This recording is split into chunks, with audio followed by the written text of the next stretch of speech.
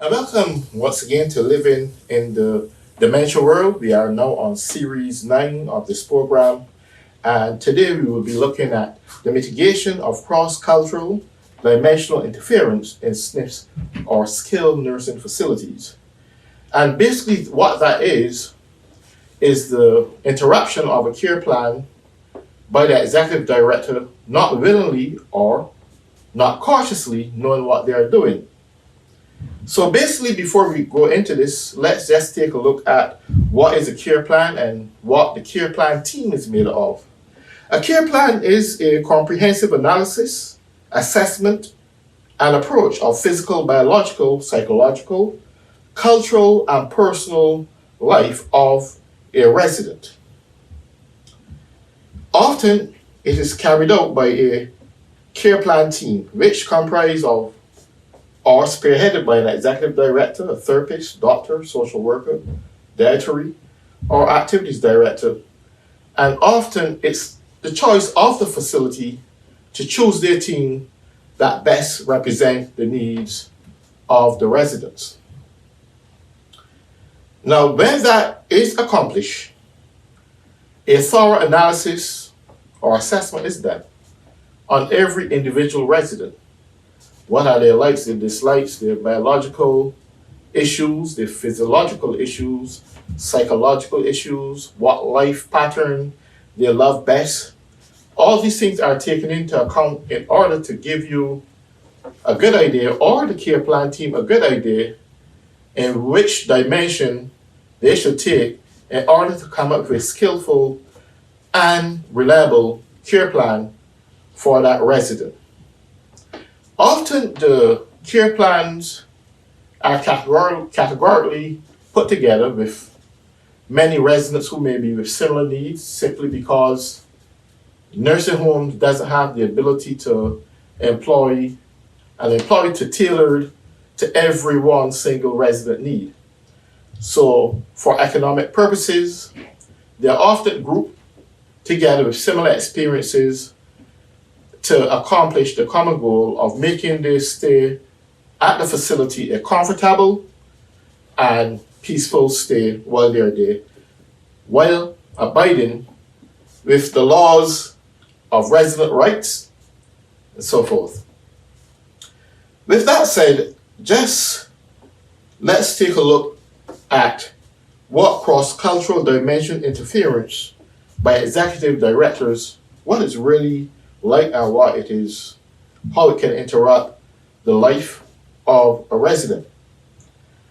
Often, first, residents, after the care plan is well developed, it comes up with a comprehensive set of best values, pharmacologically and non-pharmacological treatments, both clinical, from the active directors team, dietary, all the departments that engage in that care plan, they facilitate a comprehensive package for each resident.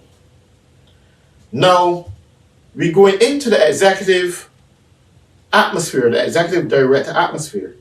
Although they are part of the care plan, what is recognizable and evolving in recent times is that some minority executive directors from different culture who now possess the position as an executive director feels empowered and to note that they would have come probably from a culture to know in mainstream leadership position, and often rather than abide with the company's policies and stay close to what the care plan states, their own personal engagement gets in the way. And let me be specific when I state that, is that you feel so empowered, you now know that you are the boss. And I often say you don't have to say you are the boss or do things to make you feel that you are the boss, but often some of these directors throw their weight around. And by doing so, they infringe the same rights that was just made of a comprehensive approach to the residents. Like, do as they do and don't do as they do, but do as I say.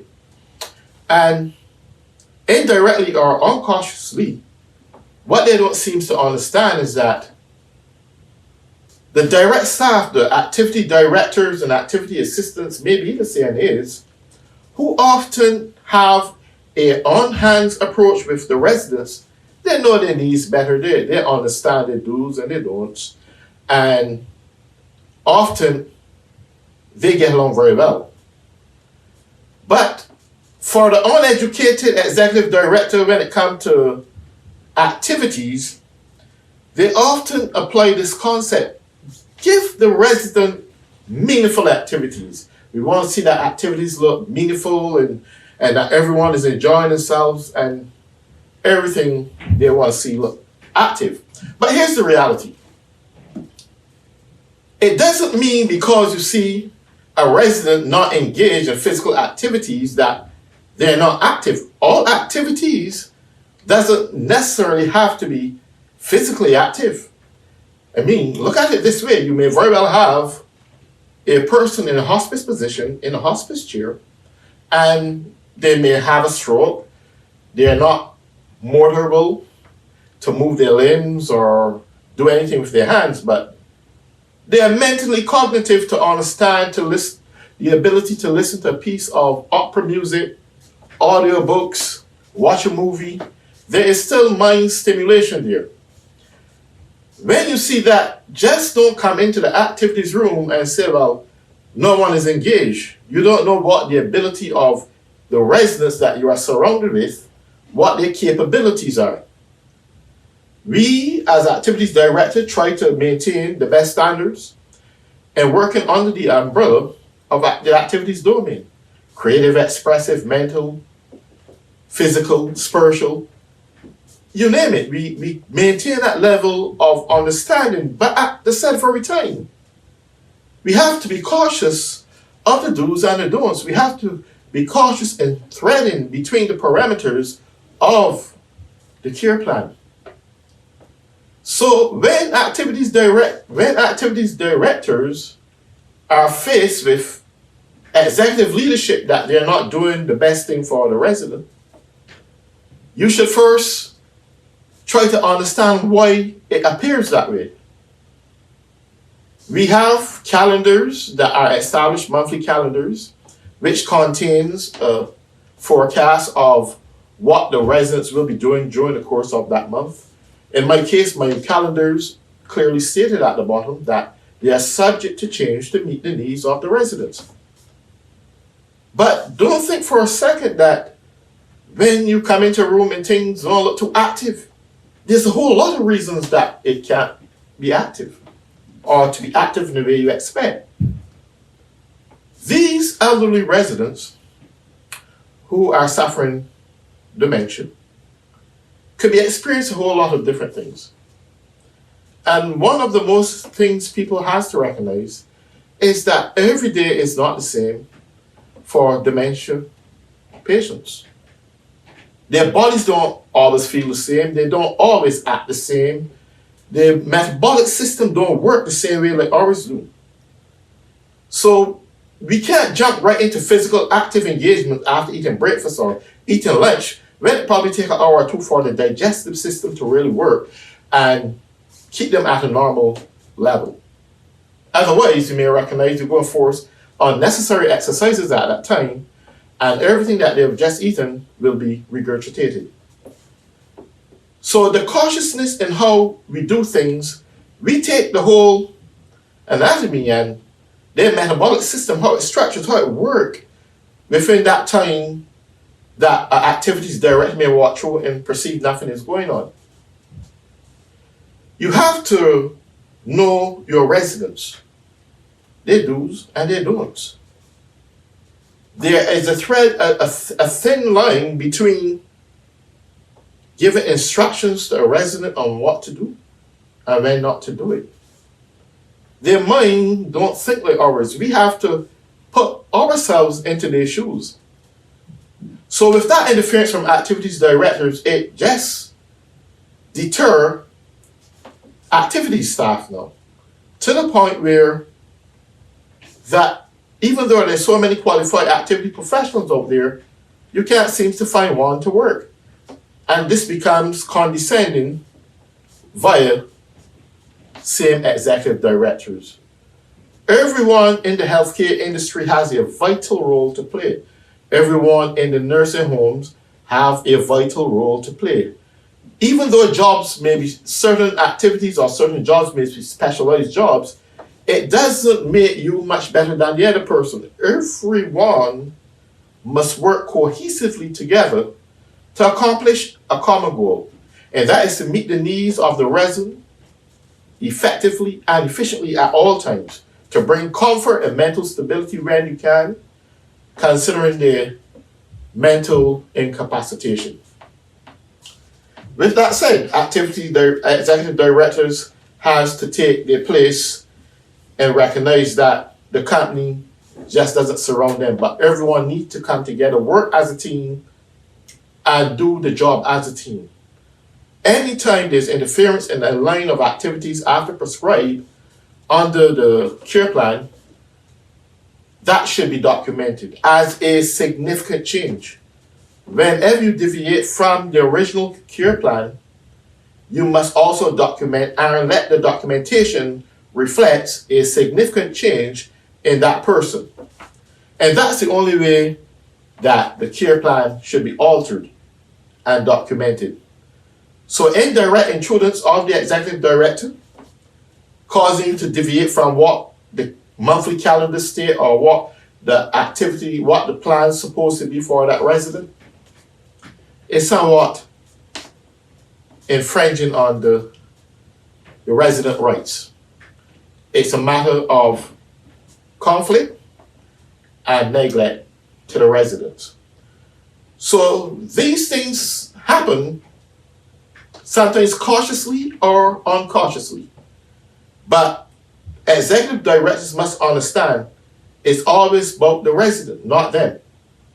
But they walk a fine line because their obligation is to the stakeholders and the investors of their company. They must make sure that the company functions in a way that they can get a good return on the investment and that they can see some financial substance at the ending of the year, or quarterly or biannually, however that played out.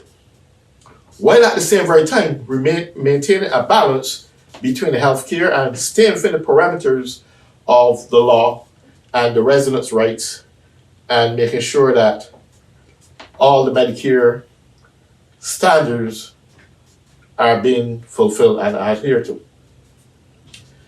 Secondly, we want to look at managing by objectives, and this is very important. It's essential that activity directors manage by objective rather than to be looked over and peek at and make it appear as although you don't know what you're doing. Allow activities directors to manage by objectives because it establishes a one-to-one relationship with the resident. It establishes confidence, and not to bring any kind of fictitious demeanor before a resident. Residents can read your body language. They can understand you vividly. They need to be as sincere as possible. But with intruders, again, with executive leadership, sometimes could dilute the true meaning of being a good relationship to your residents. Our means sometimes of professionalism doesn't always play out well when it comes to residents. So allow to activities directors to manage by objective. We want to go on now at looking at the alterations of care plans. And as I mentioned before, a care plan is a comprehensive analysis, a comprehensive assessment, and a comprehensive approach to the residents who are in need. It is based off their life story. It's also based off their biological, physiological, psychological needs when a care plan is put in place to allow them to live a comfortable life based on where they are located and while they are alive.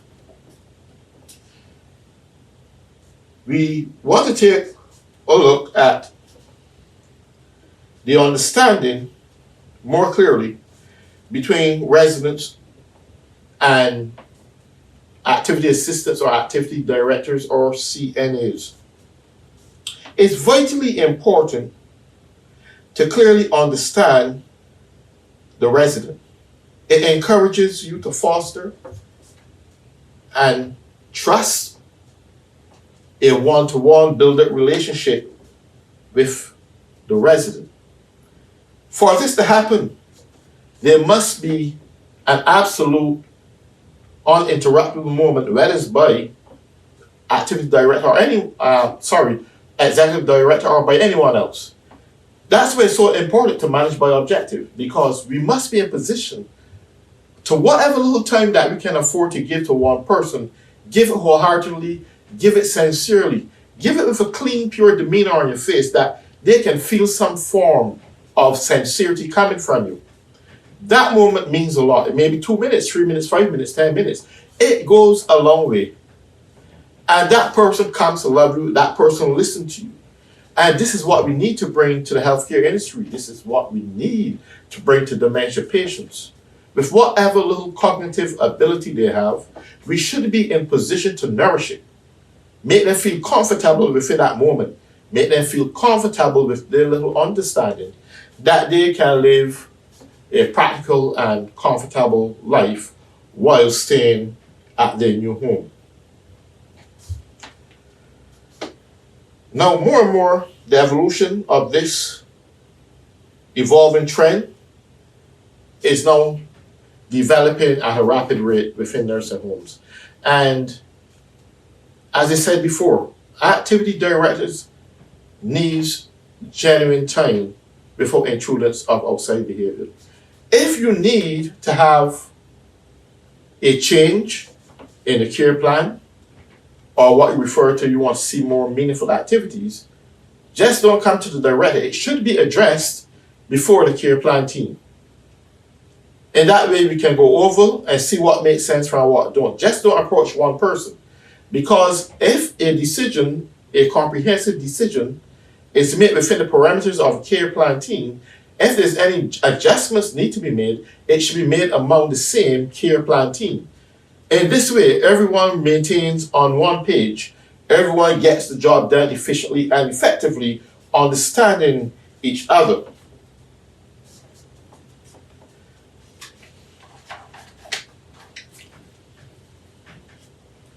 We want to look at what is meaningful activities. And this is a word we're hearing more and more every day. It makes you seem as although you're not doing anything. When there is a calendar, a monthly calendar, they're there to follow.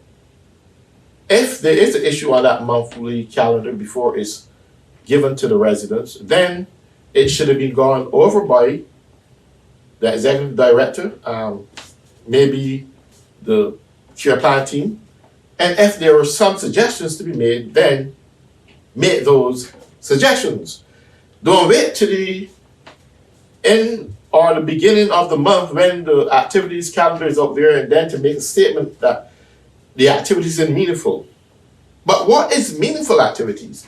Meaningful activities, and all activities, by the way, are meaningful, all excluded what you will do during your ADLs, your active daily living that is provided to you by the CNAs. That is excluded, is not considered a part of your regular activities. So putting that aside, all activities are meaningful. It is when those activities are applied appropriately to the resident needs. That's when it's meaningful. But in the perfect world, you have a person to every resident to give them their needs. But in the nursing home environment, it's not like that. It's not a perfect world there. You can't get assistants to work. You hardly can find activities directors. They are advertising every day from companies all over the state and all over America is advertising for activity directors and assistants. But the problem is that the environment that's paved before them is not conducive enough to engage them in applying for such a job. No one likes to be condescended on, and as often is done by the same executive directors. Some of them may even go as far as saying that, oh, that's a babysitter's job. That is meaningless, that's worth nothing. Well, everything is meaningful, that's why we need it in the first place. Therefore, everyone should be treated with respect and gratitude for their contributions to that department. But it don't work that way because, again, the world is not so perfect. So with that said, now residents have to be categorized with similar abilities, similar cognitive abilities, physical abilities. They are put in different categories and put in different groups that you can attend 2 or 3 groups and get the job done. There are moments where some individuals may need one-to-one attention, but they can't have it because you can't be 2 and 3 places at the same time. Whether it's one an activity assistant or even an activity director, even when it's worse, because you got to do your administrative responsibilities as well. While at the same very time, you got to engage the residents. So you're multitasking in an atmosphere that doesn't really favor multitasking in the first place. Because dealing with dementia patients, they should have 100% of your attention at all times. So that's a complicated task that, again, executive directors should pay attention to. You have to work cohesively together as a team. Directors of activities, executive directors, directors of nursing, maintenance, house department, as however you look at it. Everyone has to work as a complete team. It can't be a broken link in the nursing home, especially skilled nursing facilities. Everyone has to work cohesively together.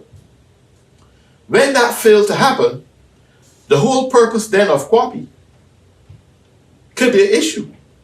The intentional result that you're trying to reach are intruded on, and you're not even cautious to the fact that you are intruding on QAPI. The goals you're trying to attain, that may very well be attainable, be now coming into a position of being hindered because of uncautious to the fact that you need to be cautious in how you thread when it comes to that specific department. We want to look at this time